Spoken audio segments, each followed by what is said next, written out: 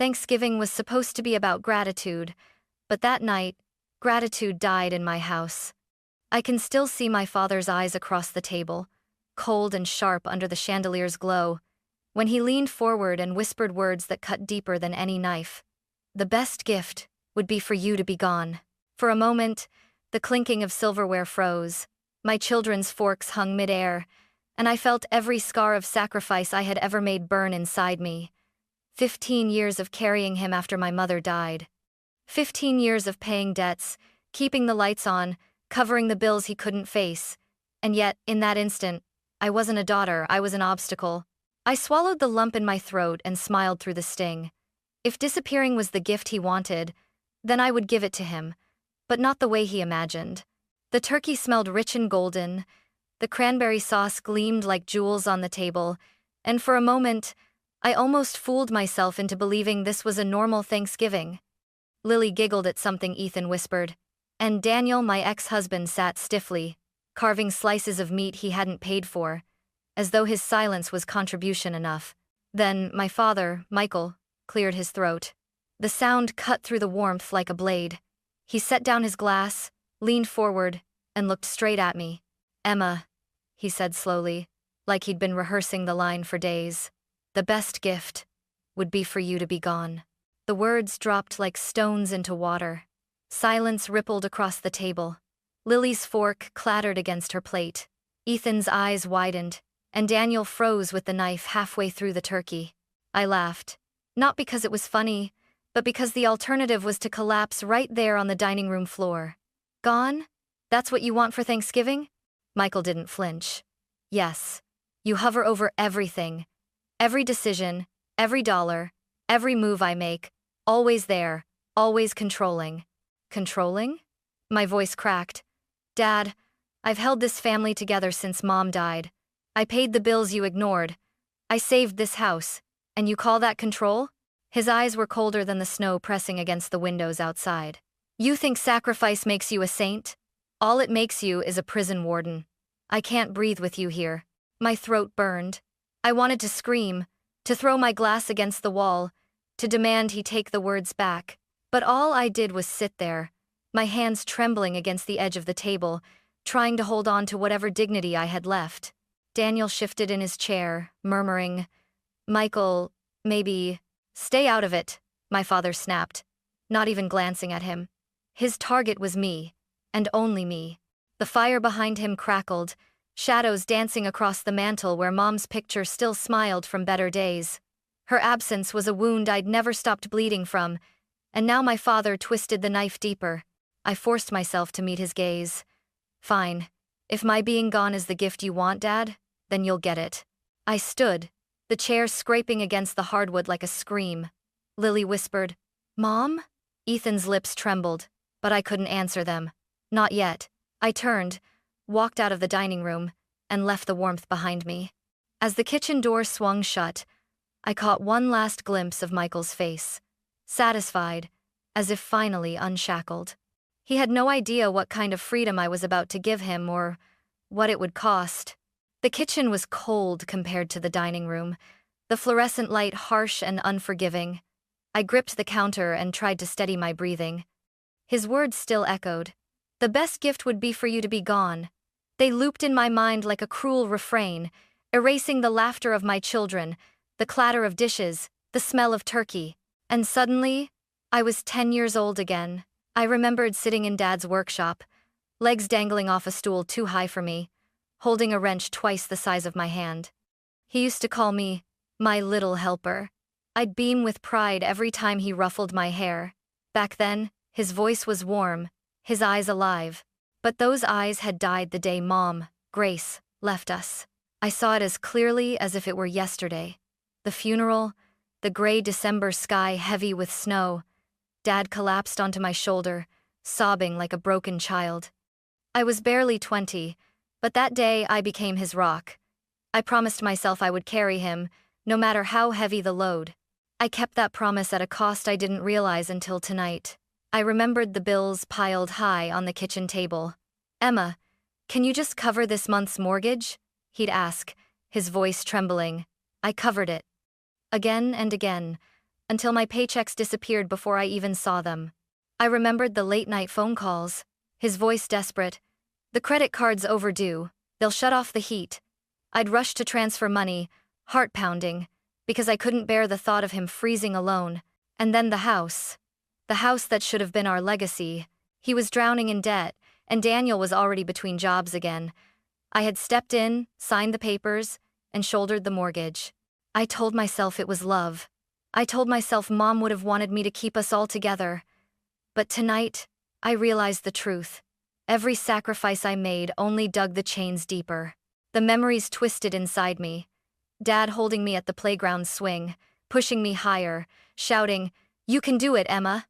And now, decades later, the same man telling me I was the problem. How did we get here? I pressed my palms into my eyes until stars burst behind them. My chest felt like it might split open. It wasn't just betrayal, it was grief, all over again. Losing my mother had nearly broken me, but at least then I had Dad to hold on to. Now I had no one. I sank into the chair by the window, staring at the snow piling outside. Each flake fell silently, covering the street, covering the world, like time itself trying to erase everything. But some words could never be erased. They carved scars too deep. I whispered into the empty kitchen, barely audible even to myself. If he wants me gone, then gone is what he'll get. I don't even remember walking back into the dining room. My legs carried me like a ghost, numb, but my heart pounded like a war drum inside my chest. Everyone looked up when I returned Michael with his cold, unreadable eyes. Daniel still sawing mechanically at his turkey, pretending silence made him invisible. Lily and Ethan watching me as if I might shatter at any second. I sat down, reached into my purse, and pulled out an envelope. My fingers shook as I slid it across the table toward my father. "Happy Thanksgiving, Dad," I whispered. He raised an eyebrow, tore it open, and unfolded the check. $10,000. Enough to erase the credit card debt he'd been drowning in. Enough to buy him breathing room he hadn't earned. His lips barely moved. "That's it?" The words sliced through me harder than his earlier wish for my absence. I blinked, thinking I'd misheard. "Excuse me?" Michael tossed the check back on the table like it was a grocery coupon. 10,000? After all the control you've had over my life, that's what you think will make things better? Heat rushed up my neck. My hands clenched into fists against the table. Control? Are you serious? I've bailed you out more times than I can count. Mortgage, utilities, food on this table, and you call that control? You did it for yourself, he spat, to keep me under your thumb, to make sure I'd always need you. Need me? I was on my feet now, voice shaking. You think I wanted to stay up at night, calculating how to cover your debts while raising my kids alone? You think I enjoyed watching Daniel sit around unemployed while I worked double shifts? Do you think I liked being your safety net? Daniel flinched at his name but said nothing. Typical. Michael's face hardened. You don't give without strings, Emma. You never have. You're just like your mother. Don't you dare! My voice cracked like thunder. Don't you dare drag Mom into this. She gave her life for this family, and you let it crush her. I picked up where you failed, and now you want to tell me I'm the problem? The chandelier above trembled slightly, or maybe that was just my vision blurring with rage. Lily whispered, Mom, please. Ethan pushed his chair back, tears brimming in his eyes. But I couldn't stop. Not anymore. You want me gone, Dad? Fine. But remember this, when I disappear, I'm taking with me everything you've leaned on for the last 15 years. Every bill paid, every roof over your head, every breath of security you never earned. You'll finally know what freedom tastes like. For the first time all night, his face faltered. Just for a flicker. But I caught it, and in that moment, I knew. He had no idea what I was capable of when pushed to the edge. I shut the door to my room with more force than I meant to. My body trembled, but not from fear anymore. It was rage, pure, sharp rage that kept me upright. On the dresser, the stack of files I'd kept hidden for years sat like a silent witness. I dragged them out, scattering paper across the bed until every line of ink screamed back at me. The deed, the mortgage statements, my signature, not his. I ran my fingers down the numbers 15 years, Payment after payment, sacrifice layered on sacrifice, over $300,000, all mine. All poured into the house he now claimed as his prison. He wants me gone? I muttered to the empty room, the words slicing the air. Fine. Let him see what gone really means. I grabbed my calculator, punching numbers like they were enemies. Mortgage, $287,000. Credit cards, $18,000. Emergency loans, repairs, school costs another $40,000 at least. Nearly $350,000 of my life spent holding him afloat. The papers blurred for a moment as my vision stung with tears. Not tears of weakness this time. Tears of clarity. I remembered Mom Grace, her voice soft but steady as she used to warn me. Emma, don't let kindness be mistaken for weakness. For years, I ignored her, convincing myself love and duty were the same thing. But tonight, staring at the proof in black and white, I realized I hadn't been a daughter, I'd been a crutch. I picked up the deed, held it like a weapon. My name glared back at me. Emma Harris. Not Michael, mine. A laugh bubbled out of me, bitter, broken, but freeing. He thought I was powerless. He thought I existed to serve him. But the truth was right here in my hands. I wasn't the dependent one. He was. I pulled out my phone and scrolled to a number I hadn't dialed in years. David Mitchell, the lawyer Mom once trusted. I hovered for a second, then pressed call. His voicemail answered, but I didn't hang up. David, it's Emma, I said, voice steadier than I felt. I need to talk to you. It's about the house. Call me back as soon as you can.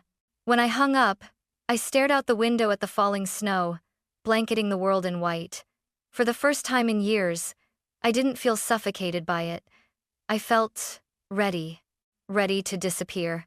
But on my terms, I gathered the papers, tucked them into a folder, and set it on the nightstand like a battle flag.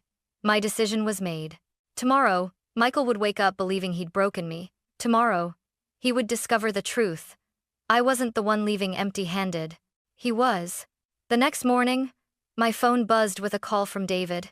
His voice was calm, measured, but I could hear the curiosity underneath. Emma? You said it's about the house? Yes, I breathed. I need the truth. I need to know what's mine. By noon, I was sitting in his office, snow melting off my boots onto the polished floor. He spread the documents across his desk, scanning line after line with a practiced eye. I sat there, my stomach in knots, waiting for a verdict that felt like life or death. Finally, he set the papers down, removed his glasses, and looked straight at me. Emma, this house is legally yours. Every payment is tied to your account. Your name is on the deed. Michael has no ownership stake. For a second, the world tilted. Relief flooded me, chased immediately by a surge of rage. My father had dared to call me a prison warden, yet all along, he was the trespasser. David, I whispered. Can I take it back? He leaned forward, folding his hands. Emma, you never lost it, but if you want him out, you have every right. There's a process. You serve a notice to vacate. 14 days. No excuses. The words struck like thunder. I felt my chest rise and fall, faster, sharper. I wasn't powerless. I wasn't trapped. I was holding the sword now. David slid a printed document across the desk. This is a standard 14-day notice. Once he receives it, if he refuses to leave, you can file for legal eviction. But Emma, he hesitated. Family doesn't forgive this easily. Once you hand this over, there's no going back. I stared at the paper. My hands shook as I picked up the pen. He told me the best gift would be my absence, I said. Fine, but the gift he's getting is his absence. From my life. From my house. David studied me a moment, then gave a solemn nod. Then sign. The pen scratched across the page. With every letter of my name, it felt like shackles breaking. That night, back at the house, I sat at the kitchen table, the same table where Michael had humiliated me. In front of me lay the notice, folded inside a manila envelope. I picked up my pen again, this time to write a letter. Not of apology, not of explanation, but of finality. Michael, you wanted me gone. Tonight, I am. But not the way you imagined. The mortgage is paid, the house is mine. You have 14 days to vacate, or legal eviction will follow. This is not cruelty. This is consequence. Emma. I stared at the words until my vision blurred. My chest heaved with something between grief and triumph. Tears spilled down, hot and silent, but my lips curved into a bitter smile. I placed the letter with the notice, sealed the envelope, and slid it beneath the crystal vase Mom had loved. It caught the light, scattering rainbows across the wall like a silent witness. Tomorrow, when Michael sat for breakfast, he'd have to move Grace's vase to read his fate. The symbolism made my throat ache. I whispered into the still kitchen, "You'll finally know what freedom tastes like, Dad. And so will I." I booked the ticket at midnight, the glow of my laptop painting my face in pale blue. Hawaii. 2 weeks.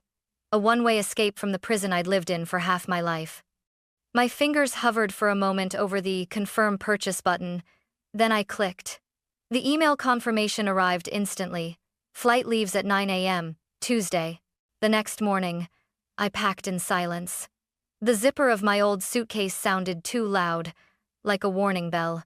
Lily and Ethan were at Daniel's for the weekend, mercifully spared from this storm. It was just me, the house, and the envelope waiting under Mom's vase in the kitchen. At dawn, I stood by the front door. My hand lingered on the knob. The house felt different, lighter, emptier, like it already knew I was gone. I whispered, "Goodbye, Mom," and stepped into the icy air. The Uber driver didn't talk much. Good. My thoughts were screaming loud enough. By the time I reached the airport, my phone buzzed again and again in my coat pocket. Michael. He must have found the envelope. For half an hour, I ignored the calls, letting the phone shake against my thigh. But at the gate, just before boarding, I answered. "Emma!" His voice roared down the line, jagged with panic. "What is this? You can't do this to me." I inhaled slowly, steadying my voice. "Read the notice, Dad. 14 days. The house is mine." "This is insane," he shouted. "You're abandoning your family. You're cruel." "No," I said calmly. "I'm fair. You said the best gift would be for me to be gone. I'm giving you exactly what you asked for." There was a long pause. I could hear his breath, ragged, furious. Then his voice cracked, slipping into something weaker, almost pleading. "Emma, please, we can talk about this. Don't leave me like this." Tears stung my eyes, but I kept my tone steel cold. "You left me a long time ago, Dad. You just never admitted it." In the background, I thought I heard Daniel's voice, muffled, trying to calm him. But I didn't care. Michael tried again. "Where are you going? At least tell me where you'll be." "And somewhere you'll never find me." His silence was heavier than the shouting. He finally whispered, broken, "Emma." I ended the call, and for the first time in years, I turned my phone off. Not silent, not ignored, dead. When the boarding announcement came, Flight 472 to Honolulu, now boarding, I stood, lifted my suitcase, and walked toward the gate. My hands no longer shook. My chest no longer burned. As I stepped onto the plane, I looked out the window at the snow swirling across Chicago. The city, the house, my father all shrinking into the distance. He had wanted me gone. And now, I was. But what I left behind on his desk would haunt him far longer than my absence ever could. The air in Honolulu wrapped around me like a warm embrace, humid and sweet, with the scent of plumeria. After years of Chicago winters, it felt unreal to breathe without shivering. I dragged my suitcase through the open-air lobby of the hotel, the sound of waves crashing faintly in the distance. From my balcony, Waikiki stretched out in golden curves, the ocean sparkling like a promise. For a moment, I simply stood there, eyes closed, letting the salt air seep into my bones. I whispered to myself, "This is mine. Finally, mine." The first day, I did nothing but walk barefoot along the sand. The water lapped at my ankles, cool and alive. Children laughed nearby. Tourists snapped photos. But I felt invisible in the best way. No one needed me. No one asked me for anything. I was just Emma, not Michael's daughter, not Daniel's ex, not the family's savior. On the second day, I tried surfing. The instructor, Jake, grinned at me like I was his favorite challenge. First time doing anything just for fun in 15 years, I admitted. He laughed. Then you're gonna love falling. And fall I did again and again, salt water stinging my nose, my body aching from failed attempts. But every fall ended in laughter, real laughter, the kind I hadn't felt in years. By the end, I managed to stand on the board for 3 glorious seconds before tumbling headfirst into the waves. See? Jake said, hauling me up. You can do it. You just have to let go. That night, I wrote in a journal I'd bought from the hotel gift shop. For 30 years, I lived for everyone else. Tonight I laughed for me. On day 4, I hiked Diamond Head. The climb was brutal stairs, tunnels, the sun pressing hot against my back, but when I reached the summit, the view stole my breath. The ocean stretched endlessly, blue upon blue, the city below glittering like a toy town. I stood at the railing, sweat dripping, lungs burning, but my heart felt free. At the top, an older couple asked me to take their photo. They held hands like teenagers.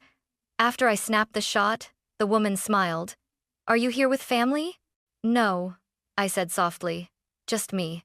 Well, her husband said, his eyes kind. Sometimes that's the best way to find yourself. Later, over a bowl of poke so fresh it tasted like the ocean itself, I realized how right they were. Every day after, I found new pieces of myself napping under palm trees, buying fresh pineapple at the farmer's market, sitting quietly by the water as the sun painted the sky pink and gold. The silence, once suffocating, was now sacred. One evening, during a luau, fire dancers spun flames into the night sky. The crowd cheered, but I barely heard them. My eyes filled with tears as I thought of Mom. She'd always dreamed of coming here, but never got the chance. I made it, Mom, I whispered to the fire, my voice trembling. And I'm finally living for me. For the first time in years, the weight on my chest lifted.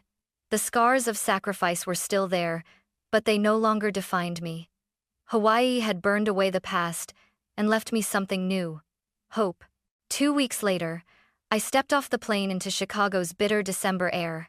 The cold bit at my cheeks, harsh and unforgiving, but it no longer had the power to suffocate me.